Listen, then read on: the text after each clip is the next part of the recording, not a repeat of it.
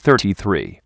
The election of senators concluded, the legislature shall remit a legal return through their president to the president of the Council of Government, and notify the elected of their appointment by means of an official letter, which shall serve them as credentials. The president of the Council of Government shall give the direction to these two returns indicated in the 18th article, section 4, of the individual functions of both houses and prerogatives of its members. 34.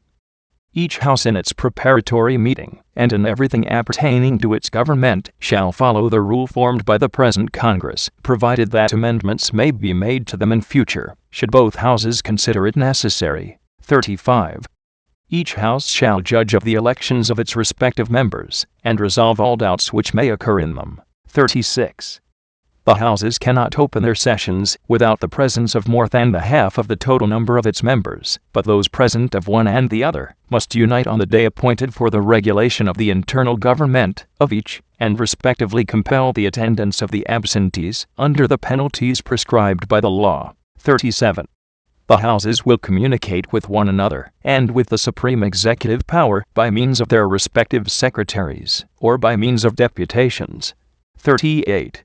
Either of the two houses may sit as grand jurors on accusations, first, against the President of the Federation, for the crime of treason against the national independence or the established form of government, or for insubordination or bribery during the time of his service. Second, also, against the President, for acts manifestly intended to prevent them from entering on the exercise of their duties in the manner prescribed in this Constitution, or to deprive the chambers of the use of any of the powers constitutionally vested in them. Third, against the members of the Supreme Court and the secretaries of the departments, for any crime committed during the time of their service. Fourth, against the governors of the states for infractions on the federal Constitution, laws of the Union, or orders of the President of the Federation, which may not be manifestly contrary to the Constitution and general laws of the Union, and likewise by the publication of laws and decrees of the legislatures of their respective states, contrary to the same Constitution and laws. 39. The House of Representatives will exclusively form a grand jury when the President or his ministers may be accused of acts in which the Senate or the Council of Government have concurred by reason of its attributions. The House will, in the same manner, serve as grand juror in cases of accusation against the Vice President for any offense committed during the term of his service. 40. The House, before which has been made the accusation of the individual spoken of in the two preceding articles, will form itself in a grand jury, and if it is declared by the vote of 2/3 of the members present that there is cause of accusation, the functions of the accused shall be suspended, and he shall be placed at the disposition of the competent tribunal. SDCT 41. Any representative or senator can make any proposition in writing or present projects of a law or decree in his respective chamber. 42. The representatives and senators shall be inviolable for the opinions manifested in the discharge of their duties, and never can be called to account for them. 43. In all criminal prosecutions instituted against senators or representatives, from the time of their election until 2 months after the expiration of their term of service, the former shall be accused before chamber of the latter, and the latter before that of the former, each chamber composing a grand jury respectively for this object. 44. If the chamber sitting as a grand jury, in the cases referred to in the last article, declare by a vote of 2/3 of the members present that there is cause for accusation, the accused shall be suspended and placed at the disposition of the competent tribunal. 45. The emoluments of the representatives and senators shall be determined by law, and paid from the general treasury of the Federation. 46.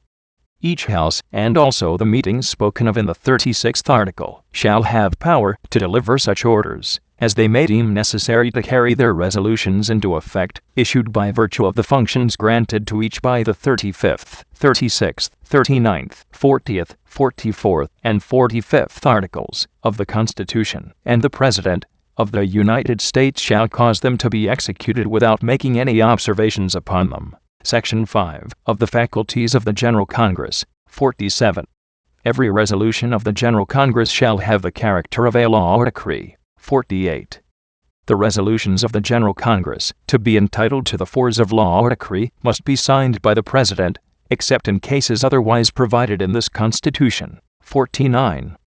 The laws and decrees which emanate from the General Congress shall have for object, first, to sustain the national independence, provide for the national security and preservation of its exterior relations; second, to preserve the federal union of the states and the peace and public order of the interior of the Federation; third, maintain the independence of the states among themselves in all that relates to their interior government, in conformity to the Constitutional Act and this Constitution; fourth, sustain the proportional equality of obligations and rights which the states are entitled to before the law. 50.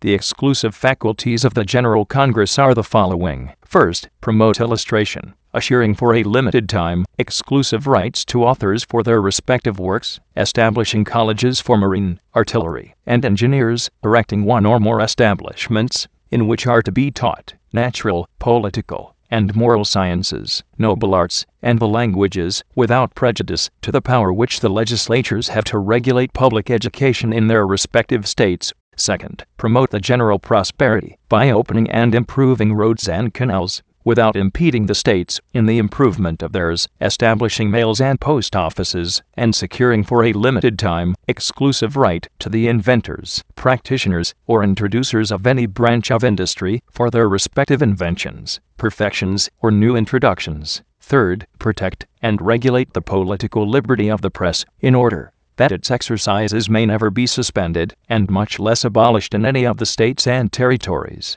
of the Federation. Fourth, admit new states to the federal union or territories, incorporating them in the nation. Fifth, regulate definitively the limits of the states when they cannot agree among themselves about the demarcation of their respective districts. Sixth, form states out of territories, or unite them to those already existing. Seventh, unite two or more states by a petition of their legislatures to form one only, or form a new one. Form the limits of those already exist, with the approbation of 3/4 of the members present of both houses, and a ratification of an equal number of the legislatures of the other states of the Union.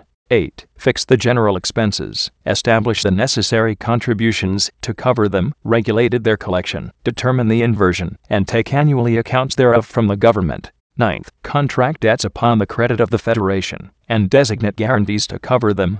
10th, acknowledge the national debt, and designate means for its consolidation and payment. 11th, regulate the commerce with foreign nations, and among the different states and tribes of Indians. 12th, give instructions to celebrate covenants with the Apostolic Chair, approve them for ratification, and regulate the exercise of the patronage in all parts of the nation. 13th, approve treaties of peace, alliance, friendship, federation, and armed neutrality, and whatsoever other which the President of the United States may celebrate with foreign powers. 14th, to establish all kinds of ports, custom houses, and designate their locations.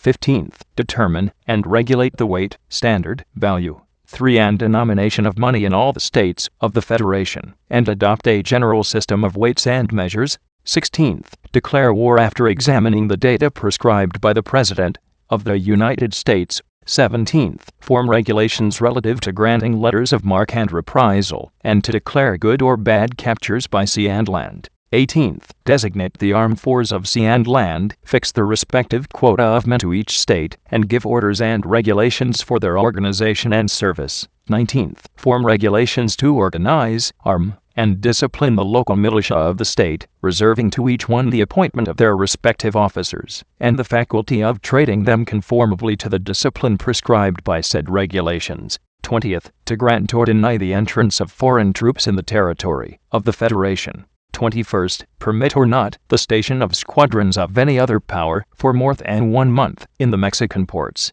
22nd, permit or not the departure of national troops without the limits of the Federation. 23rd, create or suppress public offices of the Federation, designate, augment, or diminish their emoluments and pensions.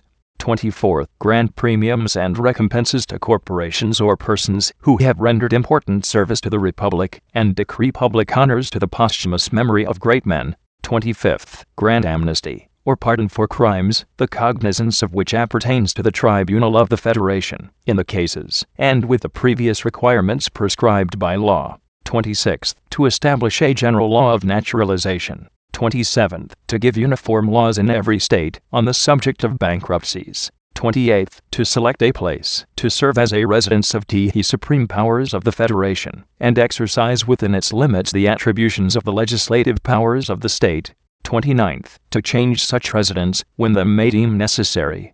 30th, give laws and decrees for the regulation of the interior administration of the territories. 31st, dictate all the laws and decrees that may be conducive to fulfill the object spoken of in the 49th article, without interfering with the interior administration of the state.